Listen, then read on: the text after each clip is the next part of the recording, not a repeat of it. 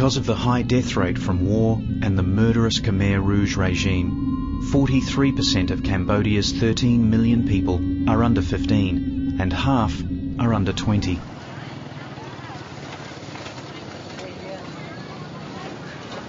So a large proportion of those who come into conflict with the law in this poor and traumatized nation are the young and very young. If a child is prosecuted, the lack of a separate juvenile justice system condemns the child to be tried in adult courts under adult laws. Some children wait many months in detention before trial. If sentenced to prison, the child will be incarcerated alongside adults, where they are at the mercy of police and prison officials who do not ensure their rights and protection, often willfully or through negligence, although sometimes because of a lack of resources.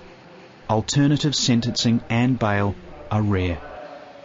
Police use force and threats to get confessions, and bribery is a huge problem. The outcome for the defendant is governed by how much money they can afford to pay. So everywhere they bribe, they make a bribe.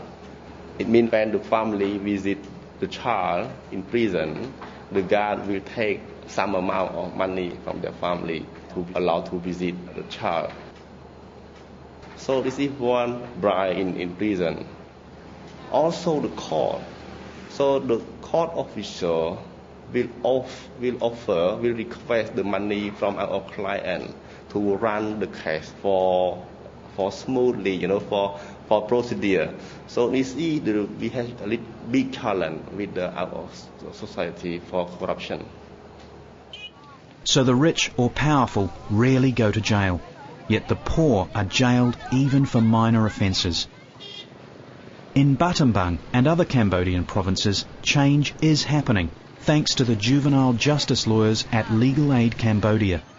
Child offenders are now receiving proper legal assistance and representation within the criminal justice system. Police, prison officials and local authorities are gaining an understanding of children's rights, laws and procedures through workshops and training sessions run by LAC. For 60 cases here we have 2 lawyers and 1 project manager and 1 legal assistant for this. And in the whole in Battambang we provide 14 training workshop sessions. Because in Battambang we have 13 districts and 1 prison. Many lawyers, prison officers, police, judges and prosecutors now support the creation of a children's court, a separate jurisdiction, children's prisons and appropriate sentencing laws for children. But the human rights situation in Cambodia is still appalling.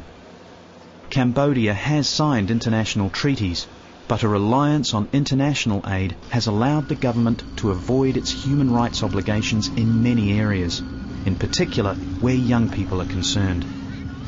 This reflects the wider reality in Cambodia.